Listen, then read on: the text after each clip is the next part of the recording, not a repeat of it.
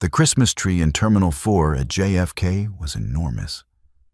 Gold and white lights blinked against the gray December ceiling. And somewhere behind the security gates, a speaker was playing "Have Yourself a Merry Little Christmas" in a key that felt just slightly too cheerful for reality. Sloan Mercer stood near the baggage carousel, one hand gripping a paper coffee cup, the other resting on her son Beckett's shoulder. He was 9 years old, wearing the navy blue coat she'd buttoned for him that morning in their Chicago apartment. And he was bouncing on the balls of his feet because he thought they were here to surprise his father. They were. Just not in the way Sloan had planned. She had rehearsed the moment in her head the entire flight from O'Hare. Ford turning around, seeing them. That slow smile spreading across his face.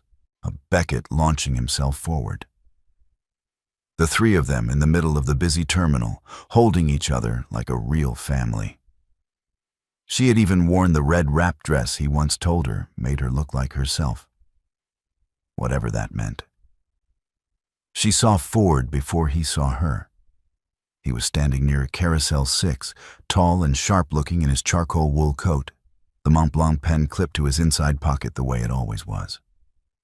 He was laughing. Sloan noticed that first, the laugh, easy and open. The kind of laugh she hadn't heard from him in maybe 2 years, maybe longer. The woman beside him had dark hair pulled over one shoulder. She was younger, maybe 30, wearing a camel-colored coat and carrying a weekender bag that Sloan recognized as Louis Vuitton. Ford had his hand on the small of her back. Not casual, deliberate, familiar. Sloan did not move. Beckett went still beside her. He had seen it too. His small hand tightened around her fingers, not out of excitement now, but out of something quieter and harder to name. He stood there staring at his father for a long moment. Then he looked up at his mother. "Mom," he said.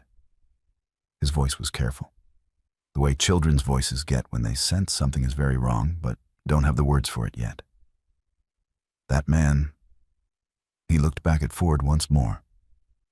He forgot how to be my dad. Sloan felt the coffee cup crumple slightly under her grip. The carousel began to move. Somewhere behind her, the Christmas song ended and another one started, and she stood in the middle of the terminal at JFK with 11 years of marriage dissolving quietly in her chest like sugar in rain. She did not cry. Not yet. She pulled Beckett close and turned them both toward the exit. And she thought, he doesn't know we're here. And she made a decision in that exact moment. She was going to keep it that way. What she didn't know yet was that the woman with the Louis Vuitton bag already knew exactly who Sloan was, and had for a very long time. Sloan Mercer had not always been the kind of woman who waited. In her 20s, she had been the first one through the door. Interior design program at the University of Illinois. A thesis project that got picked up by a regional architecture magazine. A small studio apartment in Wicker Park that she furnished herself with thrift store finds and a lot of paint. She had been sharp and restless and full of plans that had no room for anyone else's timeline. And then she met Ford Ashby at a gallery opening in River North. He was 34, a corporate attorney from Manhattan doing temporary work with a Chicago firm. He wore a gray suit with no tie and talked about property law like it was philosophy. She thought he was interesting. She did not think he would change the entire direction of her life. They dated for 8 months across 2 cities. Then Ford got a permanent position back in New York, and he asked her to come with him, and she said yes before she finished thinking it through. She was 29.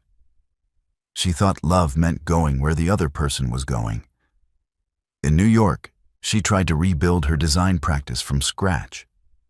New city, no connections, no referrals. Ford was encouraging at first. He told people at dinner parties that his wife was talented and she was grateful for it. She did not notice then how quickly those conversations always circled back to him. The clients came slowly. Then Beckett was born, and the clients stopped coming altogether for a while. Ford said it made more sense for her to focus on the baby since his income covered everything. She agreed. She told herself it was temporary. 3 years passed like that. When she finally started rebuilding again, a small client base, a rented studio in Brooklyn, work she was genuinely proud of, Ford's schedule got busier. He worked late. He flew to Chicago for cases. He was in depositions, in meetings, in conference calls that lasted past midnight. She learned not to ask. She learned, without anyone teaching her explicitly, that the cost of keeping the peace was staying small. Last spring, she had opened a real studio space. Mercer Design, on 1,200 square feet in Lincoln Square, Chicago. She had moved back 6 months ago because Beckett was struggling in New York. That was the reason she told Ford, the reason she told herself. But the truth was, she had been disappearing for years inside that marriage. And Chicago was where she remembered what she looked like. What she had never told anyone, not even Wren, was that the night before she moved back to Chicago, she found a hotel receipt in Ford's coat pocket for a room at the Beekman, and she chose not to look at it too closely. She did not go back to the hotel that night in New York. She came back to Chicago instead, settled Beckett into his new room, enrolled him in the school 3 blocks from their apartment, and threw herself into the studio with the kind of focus that is really just controlled grief. She did not think about the receipt. She called Ford every evening at 8. He picked up most of the time. The conversations were fine, normal, empty.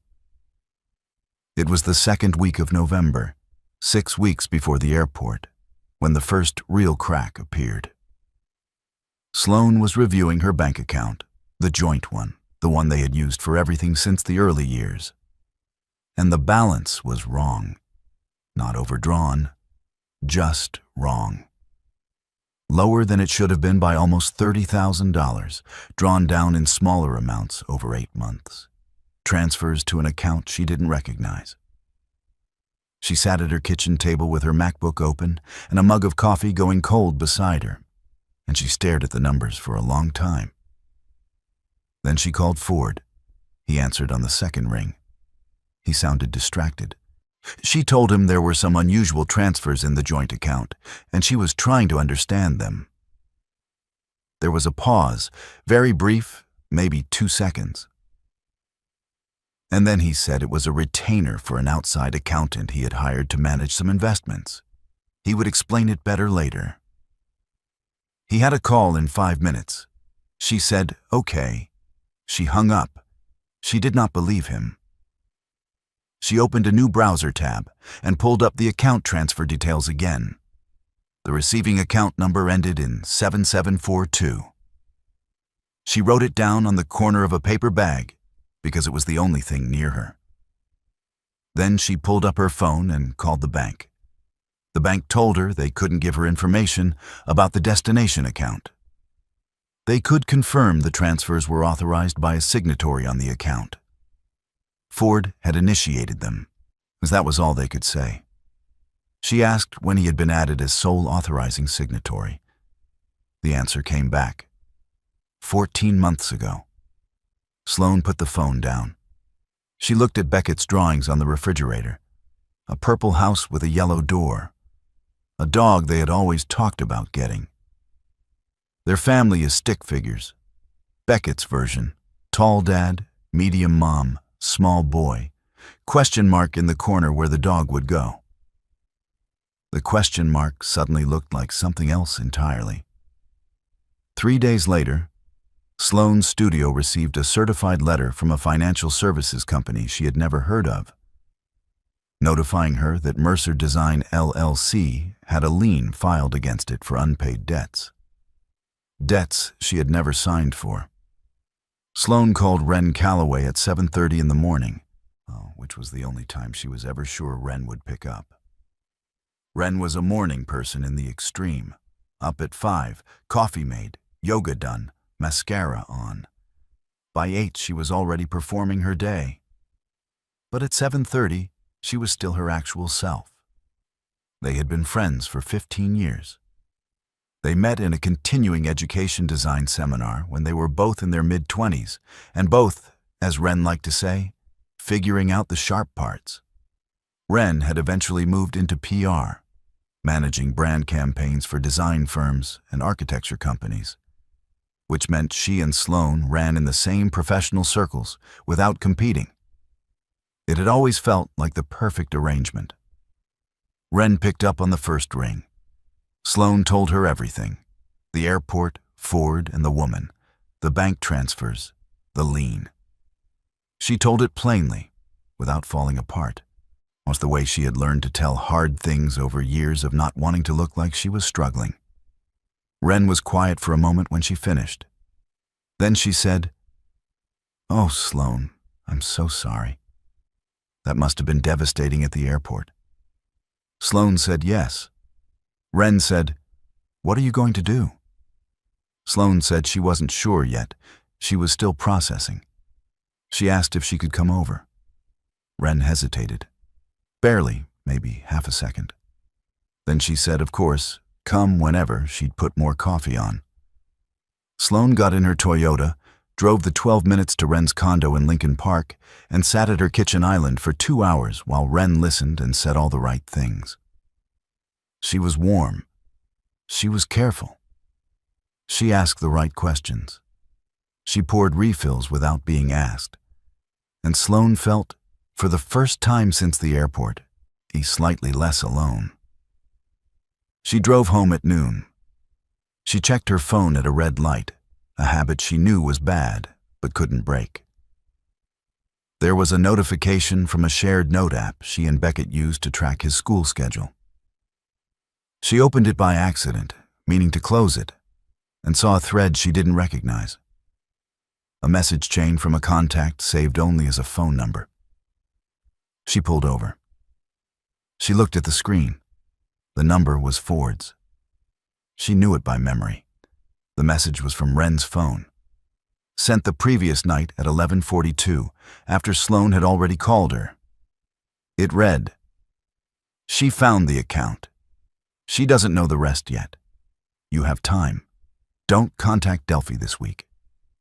The coffee in Sloan's stomach turned to something cold and chemical. Wren had known.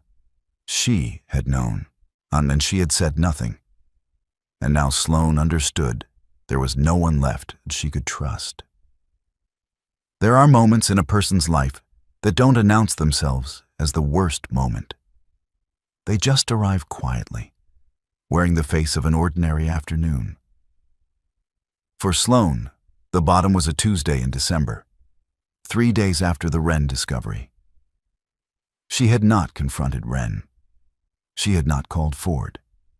She had sat with it, the way you sit with something too hot to touch. And she had done the only thing she could think to do. She had started pulling on the threads she could reach. The lien on Mercer Design was real. $41,000, tied to a business loan taken out in the company's name 11 months ago. Her signature was on the loan documents. She had never signed anything. The signature was hers in every visible way. The curve of the S, on the particular way she crossed the E, and it was not hers.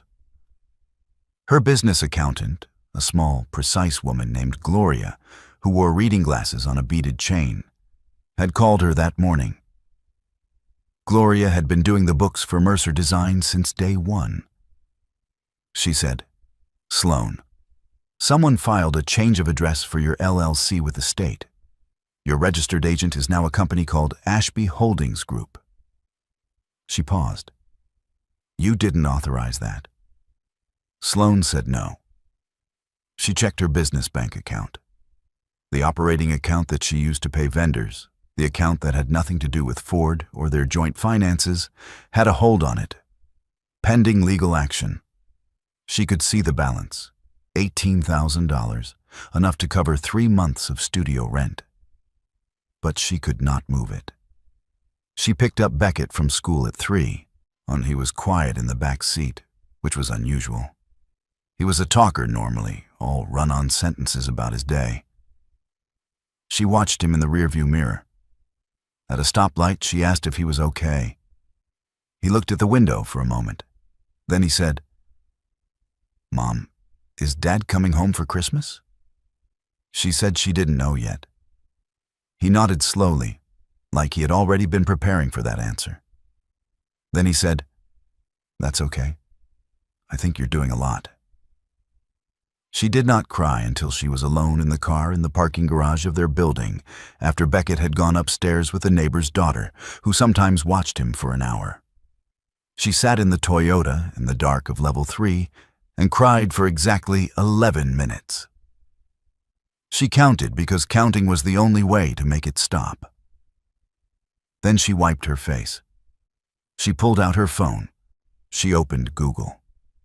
She searched Chicago family law attorney, high conflict divorce, hidden assets. The third result was a name she recognized from a case Ford had once mentioned. A man he called the only attorney in Illinois who genuinely scared him, Theodore Vance. The call came at 9:17 on a Wednesday morning. Sloan was at the studio, sitting on the floor because the movers hadn't delivered the new desk chair yet, reviewing fabric samples for a client project that now felt almost absurd to care about. When her phone lit up, she didn't recognize the number at first. Chicago area code, but unfamiliar. She answered. "Sloan." The voice was older, measured, precise in a way that reminded her of someone. "It's Constance Ashby, Ford's mother." Sloan had spoken to Constance perhaps 40 times in 11 years. And the woman was polite, correct, and entirely unreadable. She sent birthday cards that were always appropriate and never warm. She attended Beckett's 5th birthday party and left after 45 minutes without explanation. Ford said she was simply private. Sloan had decided early on not to press for more. "Constance," Sloan said carefully, "I wasn't expecting to hear from you." "No, I don't imagine you were." A pause. "Are you somewhere private?" Sloan looked around the empty studio. "Yes." "Good." Another pause, longer this time, like the woman was choosing her footing on uneven ground. "I know what's happening. I know about Delphi Crane. And I know what Ford has been doing to your finances and your business." Sloan said nothing. She waited. "I want you to understand something," Constance continued. "I am not calling because I am a good person. I am calling because my son has done something that cannot be undone. And because my late husband Reginald, Ford's father, would be ashamed in a way I am not willing to tolerate in silence." Sloan set down the fabric sample in her hand. "There is a document," Constance said. "A will. Reginald's original will, not the version Ford's attorneys filed after Reginald died, which my son had altered. The original. I have a certified copy." "What's in it?" A beat. 40% of Ashby and Crown, the law firm, was left to you, Sloan. Directly to you, not to Ford. Reginald admired you. He told me once, 2 years before he died, that you were the only honest person in Ford's life. He wanted to make sure you were protected." Sloan's hand was shaking slightly, and she pressed it flat against her knee. "Ford altered the will before it was filed," Constance said. "He removed your share. The document he filed lists him as sole beneficiary. That is fraud. Federal fraud." The word landed in the studio like something thrown from a great height. "Why are you telling me this now?" Sloan asked. Constance's voice, for the first time, lost some of its controlled precision. "Because Delphi Crane is pregnant," she said, "and Ford told her to handle it quietly. And I am 72 years old, and I will not die having said nothing." Sloane did not hang up for a long time after that, and when she finally did, she called the one man Ford himself had said he feared. Theodore Vance's office was on the 31st floor of a building on Wacker Drive, with a view of the river that on a gray December morning looked more like pewter than water. The furniture was old, not deliberately rustic, just genuinely used. The kind of office that had never needed to perform wealth because the work spoke clearly enough. A framed print of the Illinois Supreme Court seal. A single shelf of case binders that went floor to ceiling. No diplomas visible. Vance had told an interviewer once that if you needed to see his credentials to trust him, you had come for the wrong reasons. He was 61. White hair still full. Suit jacket on despite the heat of the office. He shook Sloane's hand once, firmly, then sat down and folded his hands on the desk and looked at her the way people look at something they are about to take apart carefully. "Tell me everything," he said. "In order. I'll leave nothing out because you think it's irrelevant. Nothing is irrelevant." She told him. All of it.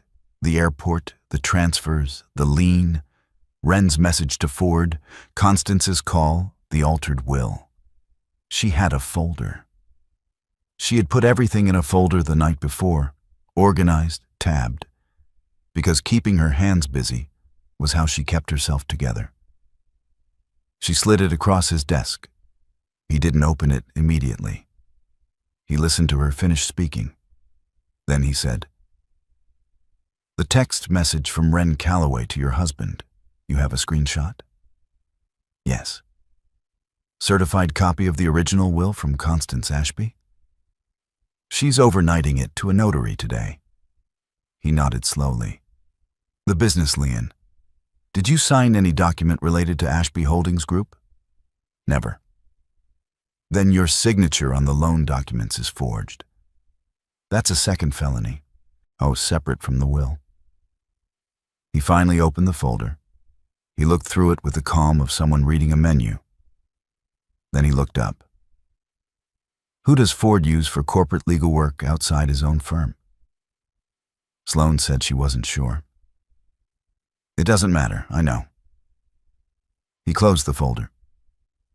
"Mrs. Mercer, I need you to understand something before we go further. Ford Ashby is a skilled attorney. He will fight this at every level. He will try to destabilize you financially, which he has already started. He will attempt to use your son as leverage." She felt her throat tighten. "He will file for emergency custody," Vance said plainly, "within the next 3 weeks. That's my prediction based on the pattern. He's already positioned himself as the stable, high-income parent. He's going to argue you're financially unfit." "Can he win?" Vance looked at her for a long moment. "Not if we move first." He picked up his phone and made a call she wasn't expecting. To a judge he'd clerked for 30 years ago to request an emergency asset freeze on every account connected to Ford Ashby's name. The papers arrived at Sloane's studio on a Friday afternoon, hand-delivered by a courier she almost mistook for a client. The envelope was thick, cream-colored, and had the return address of a Manhattan law firm she recognized, one of the largest in the country. Ford had not used his own firm. He had gone outside. That alone told her how serious this was. Emergency petition for temporary custody of Beckett Mercer, age 9. Filed on the grounds that the custodial parent, Sloane, was experiencing financial instability, a business insolvency, and an inability to provide a stable living environment. The documents cited the lien on Mercer Design. They cited the hold on her business account. They cited what they described as Sloane's erratic behavior following a period of marital stress. There was a declaration from an unnamed third party describing Sloane as emotionally volatile. She read it standing in the middle of the studio floor. Then she called Vance, He had already seen it. His assistant had been monitoring the court filings. "This is exactly what I told you," he said. He did not sound alarmed. He sounded like someone who had been handed the move they expected and was already 3 moves ahead. "The third-party declaration. I'd wager it's Wren Calloway." Sloan said nothing. "We counterfile by Monday," Vance said. "I need you to do 3 things this weekend. First, get a letter from Beckett's school. Attendance, grades, teacher observations, anything showing stability and parental involvement. Second, write a detailed account of your daily routine with Beckett. Every pickup, every meal, every appointment. Third, I need you to stay completely silent on social media and stop all communication with Wren Calloway." Sloan spent the weekend doing exactly that. On Sunday evenings, she sat at the kitchen table with Beckett doing homework. He was working on a project about Chicago architecture. He had picked it himself because he knew she loved it. He asked her how to spell cantilever. She told him. He wrote it down very carefully. At bedtime, he asked, "Is Dad trying to take me away?" She kept her face steady. "Dad and I are working some things out," she said. "I need you to trust me." He thought about it. "I do trust you," he said. "I just want you to know I'm not going anywhere either." She turned off his light and stood in the hallway for a moment with her back against the wall, eyes closed, and she made herself breathe. On Monday morning, the judge reviewing Ford's emergency petition denied it, citing a counter-filing from Vance that included 17 documented instances of Ford's absence from Beckett's medical appointments, school events, and emergency contacts over the past 2 years. Ford did not take the denial quietly. He called Sloan for the first time since the airport, not to talk, not to explain, but to warn. His voice on the phone was the voice she had almost forgotten, the one underneath the polished attorney exterior. Flat, cold, precise in the way a blade is precise. He said, "You think Vance can protect you? He can't. I have resources you don't understand." She said, "Okay." He said, "You're making a mistake." She said, "I've already made my mistakes, Ford. This isn't one of them." She hung up.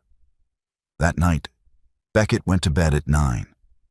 Sloan was at the kitchen table, reviewing documents Vance had sent over, when her phone buzzed with a notification from the app she used to monitor Beckett's iPad usage. He had sent a message. She thought he had messaged a classmate. She opened it. It was from an unknown number, which the app had flagged as new. The message read, "Hey, bud, it's Dad.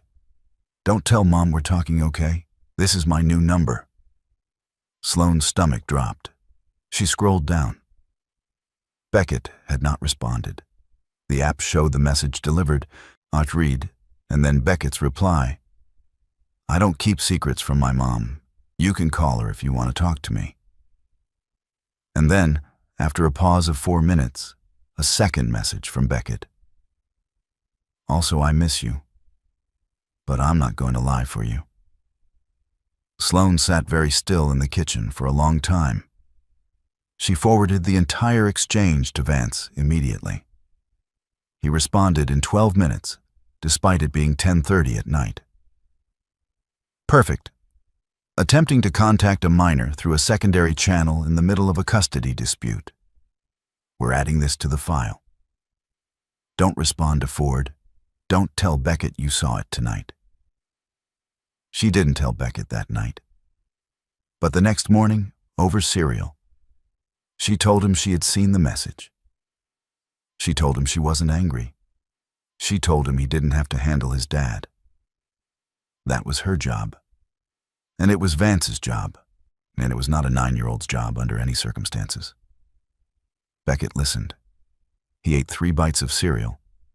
Then he said, "Mom, I feel like Dad is a different person now." She said, "He might be." He considered this. Is it my fault? Never, she said, and she meant it with everything she had. He nodded. Okay, he said. And then, can we get a dog when this is over?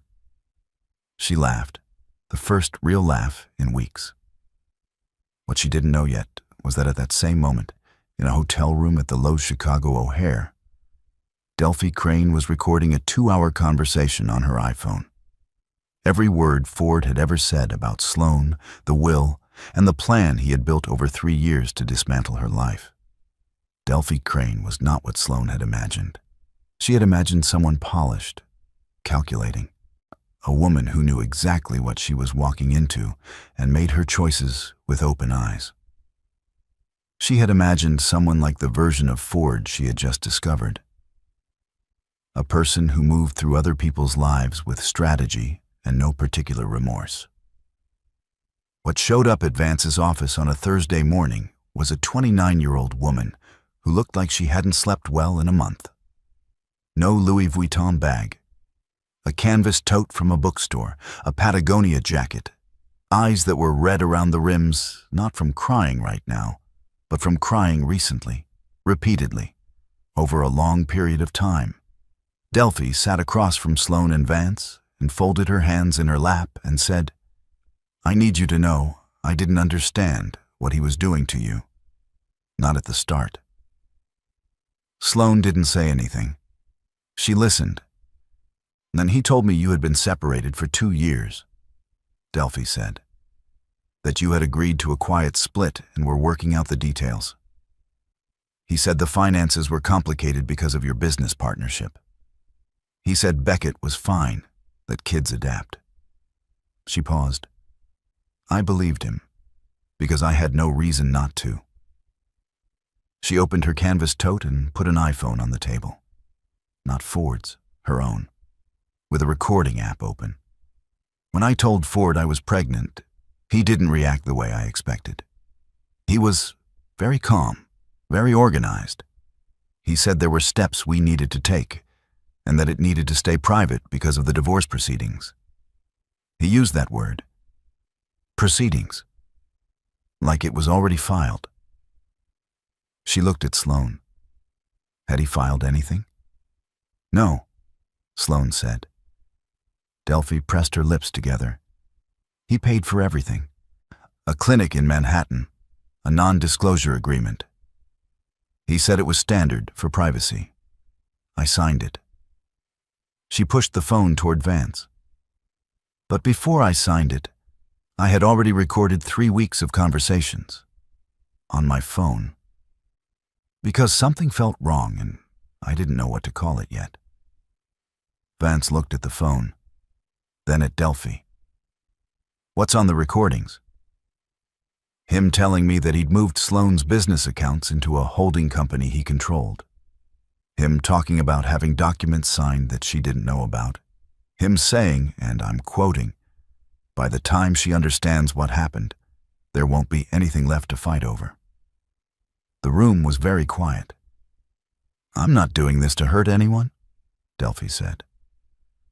I'm doing this because I found out 2 days ago he did the same thing to a woman before Sloan. Different woman. A different city. Same pattern. There was a name in Delphi's recordings that no one in that room had expected to hear. And when Vance played the clip, Sloan recognized the voice immediately. The clip lasted 47 seconds. Vance had a small Bluetooth speaker on his desk. He connected Delphi's iPhone and pressed play without preamble. The recording was ambient at first. City noise, traffic, what sounded like a restaurant interior, low music in the background. Then Ford's voice, close to the microphone, relaxed in the way he only ever got when he thought no one important was listening. Wren's been handling the communications side. She's kept Sloan from asking the right questions for 3 years. That woman could manage a war and make the other side think they started it. A pause, then another voice. Wren Calloway, but she'll figure it out eventually. Sloan's not slow. Ford. By the time she does, it won't matter. The business will have the lien. The joint account will be clean. I'll have the custody filing ready.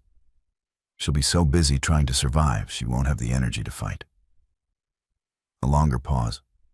The sound of glasses. Wren. What do I get when this is done?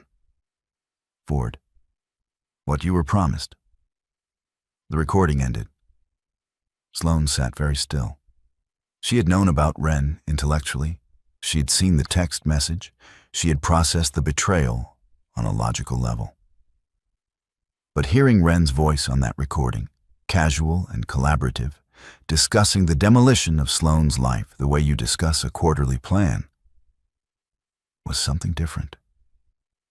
It landed differently. Deeper. 15 years. They had been friends for 15 years, and Delphi was watching her carefully. "I'm sorry," she said. "I thought you should know the full scope." Sloane nodded. She looked at Vance. He already had his pen out. The recording establishes conspiracy to commit financial fraud and obstruction. It corroborates the altered will, the forged loan documents, and the fabricated custody narrative. With Constance Ashby's certified copy of the original will and your documentation, Mrs. Mercer, we have 3 independent lines of evidence. He set the pen down. "I want to be clear about what this means," he said. "Ford Ashby is looking at disbarment, possible criminal charges. The law firm, Ashby and Crown, will face a civil suit for the 40% stake that was fraudulently removed from Reginald's will. Wren Calloway faces civil conspiracy charges at minimum." He looked at both women. "I need Delphi to agree to testify. I need Constance Ashby in the courtroom. And I need Sloane to hold together for approximately 6 more weeks while we build the filing." Delphi said, "I'll testify." Sloane said, "I've been holding together for 11 years. 6 weeks is manageable." What no one in that room had calculated yet was that Ford, sensing the walls beginning to close, was about to do something reckless. The kind of reckless that undoes even careful men.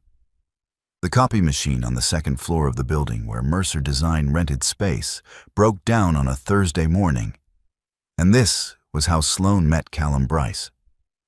She needed to print 40 pages of legal documents for a meeting with Vance that afternoon. The studio's printer had run out of toner the previous evening, and the replacement cartridge hadn't arrived yet. She knocked on the door of the office across the hall, an architecture firm she had seen listed on the directory but never had reason to speak to. And a man opened it who was holding a coffee mug in one hand and a pencil behind each ear. He was tall, maybe 6'2", with the kind of face that had clearly spent time outdoors. Late 40s, she guessed, dark gray at his temples. He was wearing a flannel shirt and dark trousers, which she registered as an unusual combination for an architecture firm on Wacker Drive. She said she was sorry to bother him. She asked if he had a working printer. He said yes and stepped back from the door without hesitation. His office was a large open space filled with drafting tables, scale models, and an enormous wall of windows facing north. There were 3 younger architects at desks in the back, are working quietly. The whole room smelled of coffee and paper and something faintly like cedar. Sloane realized it was the first space she had been in for weeks that felt simply calm. He showed her to the printer, then went back to his desk without hovering or making conversation, which she appreciated more than she could easily say. The documents printed. She gathered them carefully. She thanked him. He said, "Anytime. The printer on this floor is actually reliable, which makes us the unofficial print shop for the whole building." She almost smiled. At the door, she stopped and turned back. "I'm Sloane Mercer. Mercer Design. Across the hall." He looked up from his desk. Callum Bryce. We've been here 4 years, and I don't think I've ever introduced myself to anyone in this building. Nah, that's embarrassing. It's a very focused building, she said. He laughed, quiet, genuine. She left. She didn't think about him again for the rest of that day because she had 40 pages of legal documents to deliver and a case to hold together. But that evening, putting Beckett to bed, she realized she had smiled twice since noon, and she could not account for the second time until she remembered the man with the pencils behind his ears and the calm office that smelled like cedar. She filed the thought away without examining it. And 2 days later, Callum knocked on her studio door with a coffee he said was left over from a client meeting. But she noticed it was exactly how she took hers. The Daly Center Courthouse in December had a particular quality of light. Gray and flattening, coming through tall windows in long, pale strips that made everyone inside look slightly washed out. Sloane sat in the hallway on a wooden bench outside courtroom 1704 in a charcoal blazer she had bought specifically for this, with Vance beside her and a folder of documents on her knees. Ford arrived 11 minutes after them. He had a team of 3 attorneys from the Manhattan firm, all in dark suits, all carrying briefcases. He did not look at Sloane when he came in. He looked at Vance, and something passed across his face.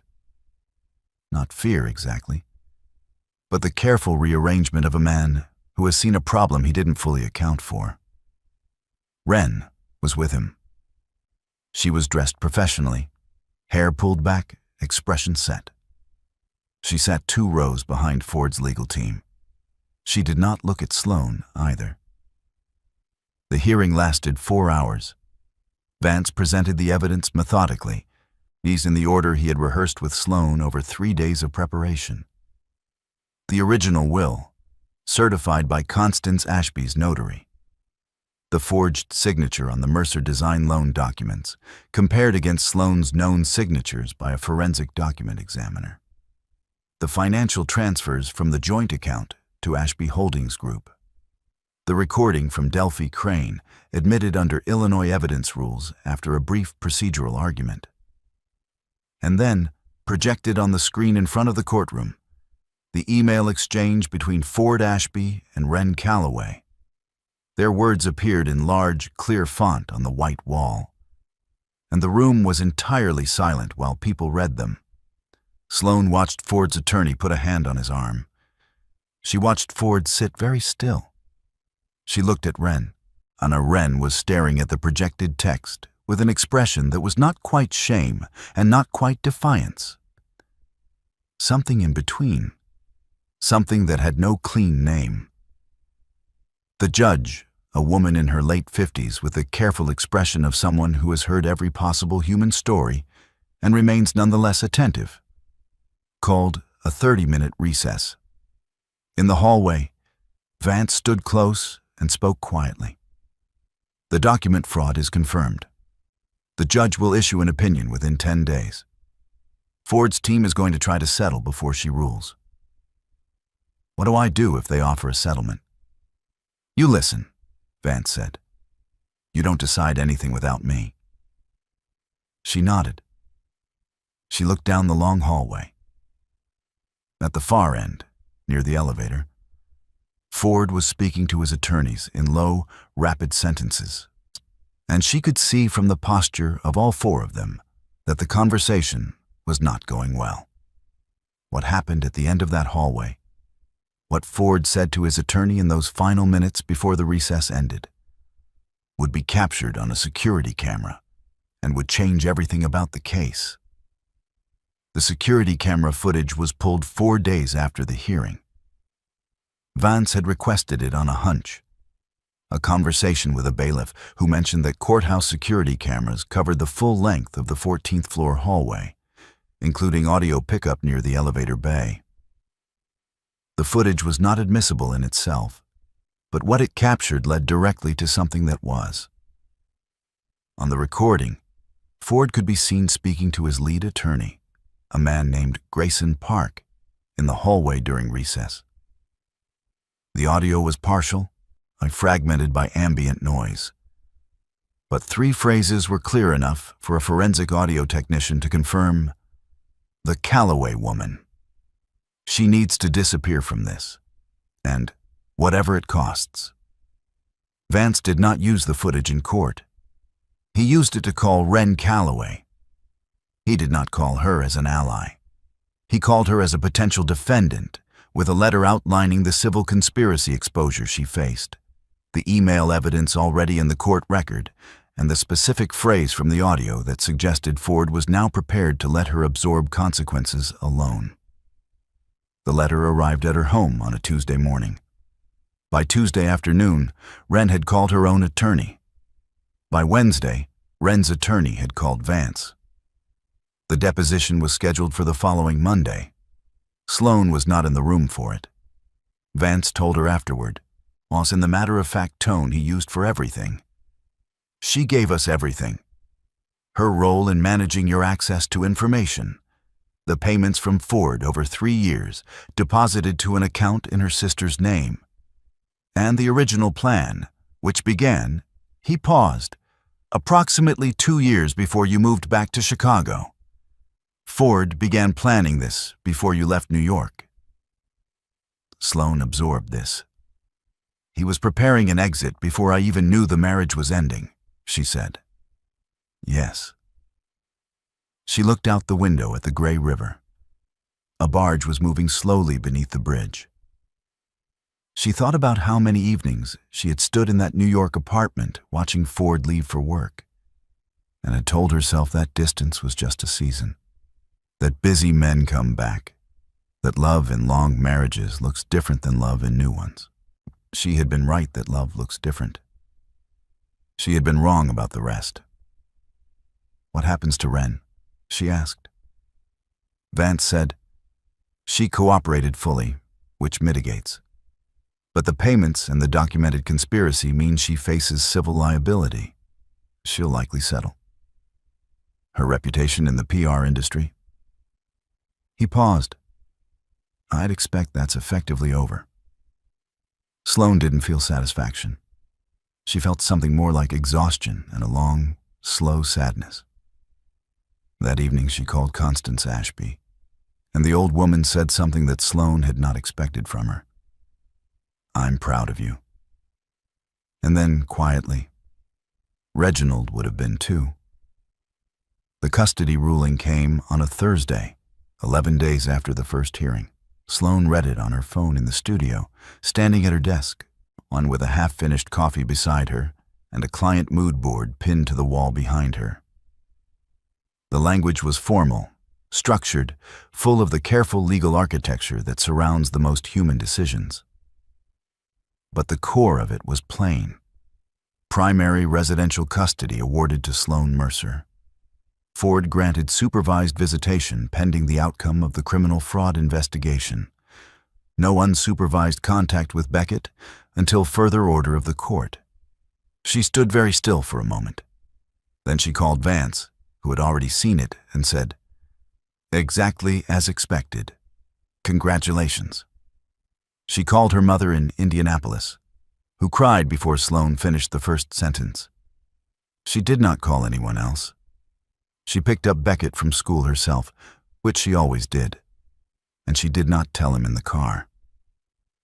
She waited until they were home, until he had his coat off and his backpack down and a glass of apple juice in front of him at the kitchen table.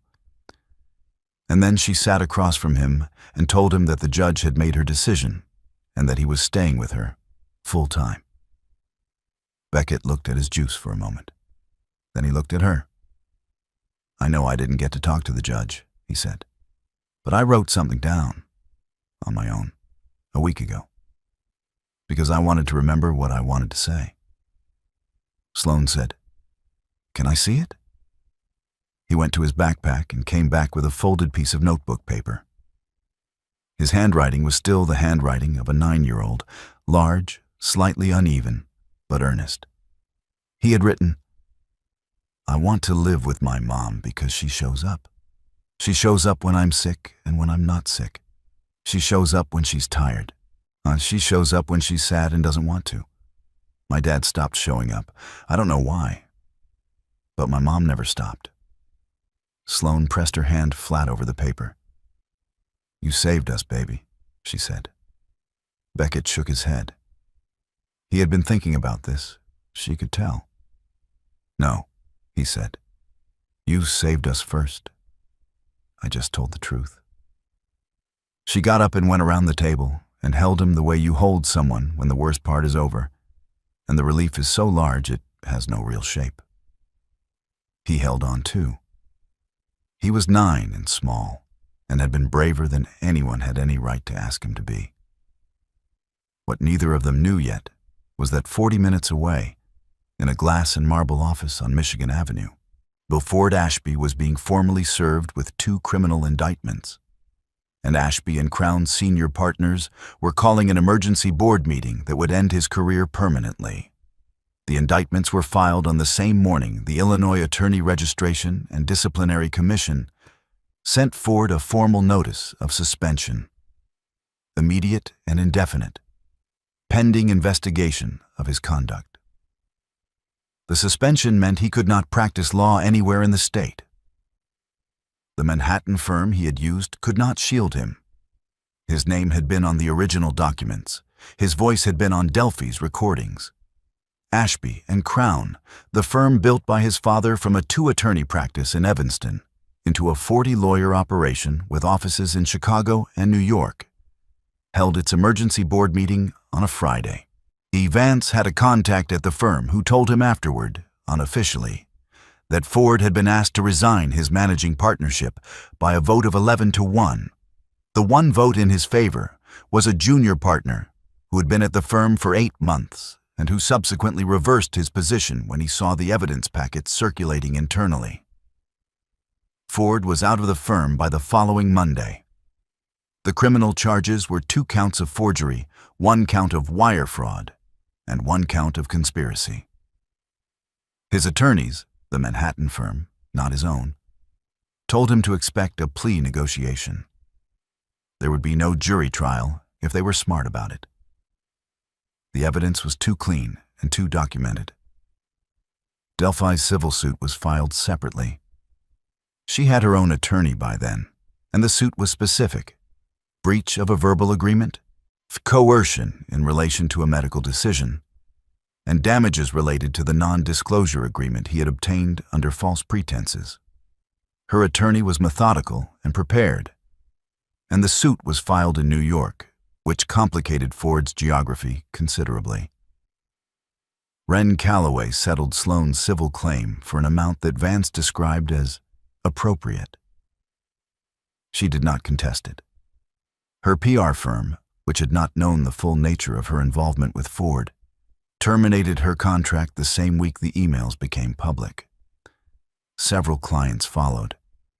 Her professional network, built over 15 years, contracted sharply and fast. Sloane did not follow any of this in real time. Vance kept her informed in measured updates, the way a doctor gives progress reports, factually, without excess detail, letting her process at her own pace. One evening she was putting Beckett to bed, and he asked, "Is it all done now?" She said, "Almost." He said, "What does almost mean?" She said, "It means the hard part is behind us, and the rest is just paperwork." He seemed satisfied with this. He turned over and was asleep in 4 minutes. She sat on the edge of his bed in the dark for a while, and she thought about something Constance had said. That Reginald had chosen her because she was the only honest person in Ford's life. And she understood finally that honesty had been the one thing he could never forgive her for. The 40% stake in Ashby and Crown was restored by court order in February. Vance walked her through the options. She could retain the stake and become a silent minority partner in the restructured firm. She could sell it back to the remaining partners at a court-appraised value, or she could hold it as leverage in any future proceedings. She chose to sell. The number was significant. It paid off the fraudulent lien on Mercer Design, replenished the business account, covered Vance's fees in full, and left enough remaining that she could stop worrying about the studio's rent for 2 years. She cried in the parking garage again, but this time it was different. She hired 2 new designers in March. One was fresh out of the Illinois Institute of Technology, sharp and almost unbearably enthusiastic. The other was a woman in her 50s who had run her own firm for 20 years before a messy business dissolution left her looking for a new start. Sloan recognized something in her immediately and hired her on the spot, and the studio took on 4 new clients by spring. One was a restaurant group doing 3 locations in Chicago and 1 in Nashville. A large project, complex and rewarding, the kind of work Sloan had wanted for years. She stayed late often. She brought Beckett to the studio on Fridays after school, and he did homework at the spare desk and periodically offered opinions on fabric swatches that were, surprisingly, not wrong. Constance Ashby called once a week. The calls were still not warm exactly, but they were different, longer, with gaps that were companionable rather than awkward. Constance asked about Beckett. She asked about the studio. Once she asked if Sloan had met anyone, in a tone that was careful but unmistakably curious. Sloan said, "There's someone in the building who has been very quietly kind." Constance said, "Quietly kind is underrated." The someone in the building had, by then, shared 2 more coffees with Sloan, one lunch that went 90 minutes past what either of them planned, and a long conversation one evening about a building in Barcelona that they both believed was one of the most perfect structures ever made. He had not pushed. He had not performed. He had simply been present in the particular way that some people are, like a room that is always the right temperature. She was not ready.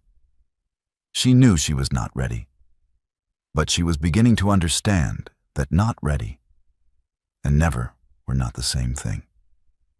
Beckett had asked once, carefully, if she liked the man across the hall. She had said, "I think I might." He had nodded gravely. "None, he seems like someone who shows up," he said. In late April, Architectural Digest reached out to Mercer Design about a feature in their fall issue. And on the same day, Callum Bryce left a handwritten note under her studio door that said simply, "Congratulations. You've been building something remarkable. Would you like to have dinner?" The Architectural Digest feature ran in the October issue. 6 pages with photographs. The main image was the restaurant project. A dining room Sloan had designed in warm amber tones with curved banquettes and light fixtures she had sourced from a glassblower in Michigan. The room looked like what it was supposed to look like, a place where people felt held. The caption named Mercer Design, Chicago. Her name was in the header of the article. She saw it at the newsstand in her building lobby and stood there for a long moment just looking at it. Ford had pleaded guilty in August to 1 count of wire fraud and 1 count of document forgery in a negotiated deal that avoided trial. He received a 2-year suspended sentence, 3 years of probation, and permanent disbarment from practicing law in Illinois and New York. The civil judgment from Delphi's suit had settled separately. He had moved to Phoenix. She had heard from Vance's office, not from any desire to know, just as information that arrived the way information does. She did not wish him ill. She simply did not think about him very often. Beckett was 10 now and played soccer on Saturdays with his school team and had opinions about architecture that were becoming genuinely interesting. Nor he had a dog, a medium-sized brown mutt named Ferris after the city, because Beckett had campaigned for a Chicago name and this was his first choice. Ferris slept at the foot of his bed and accompanied Sloan on her early morning walks and had, in his unassuming animal way, made the apartment feel more complete. Callum, dinner had been in May. They had gone to a small Italian place in Andersonville that neither of them had been to before. and the conversation had gone 3 hours. And at the end of it, he had walked her to her building door and said, "I'd like to do this again." She had said, "I think I would too." It had been slow. It had been careful. It had been, in every way that mattered, the opposite of performing. He showed up at the studio when she stayed late, at Beckett's soccer games when she mentioned them, us at the difficult moments with a practicality and a steadiness that she had stopped expecting to find in anyone. By October, they were simply part of each other's lives. Not everything had a label yet. Some things don't need one. Sloane sat one morning at the kitchen table with her coffee and the Architectural Digest open in front of her. Beckett was eating cereal and reading the back of the cereal box the way he always did, and Ferris was asleep under the table, and the Chicago light was coming in gray and clean through the window. She did not think about who she had been inside the wrong life. She thought about this one. She was still building. She had no intention of stopping. She didn't need someone to come back. She needed, and had finally found, a life that was entirely her own. So the story has finally come to a close. And if you are still here with us right now, truly still here all the way to this moment, then something in this story touched you. Maybe it was Sloane's silence at that airport carousel, holding her son's hand and choosing not to fall apart. Maybe it was Beckett's handwritten note.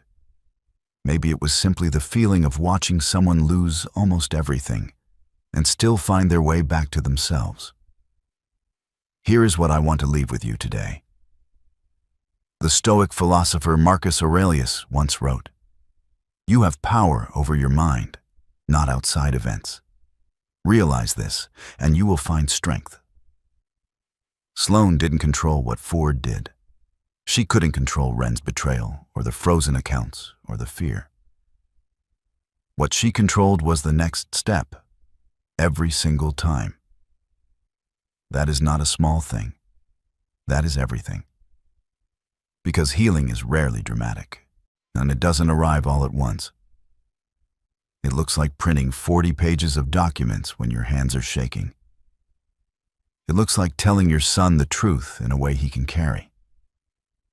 It looks like one quiet dinner, one honest conversation, one morning where you sit with your coffee and realize the worst is behind you. You are capable of that same quiet, stubborn courage. If this story moved you, if even one moment made you feel less alone, please hit that like button right now. Share this with someone who needs to hear it today. And subscribe to this channel, because we are going to keep telling stories exactly like this one. Stories about real strength, real healing, real women who rebuild. We'll see you in the next one. This story is a work of fictional drama created solely for entertainment and emotional reflection. The characters, Sloane Mercer, Ford Ashby, Beckett, Constance, Wren, Delphi, Theodore Vance, and Callum Bryce, are entirely imagined. Any resemblance to real individuals, living or deceased, is purely coincidental. The events, legal proceedings, financial situations, and relationships depicted in this story do not represent real occurrences and are crafted purely for dramatic storytelling purposes. The locations referenced, including Chicago, Manhattan, and JFK Airport, are used as fictional backdrops only. Brand names mentioned throughout the story appear incidentally as part of realistic world building and do not constitute endorsement or sponsorship of any kind.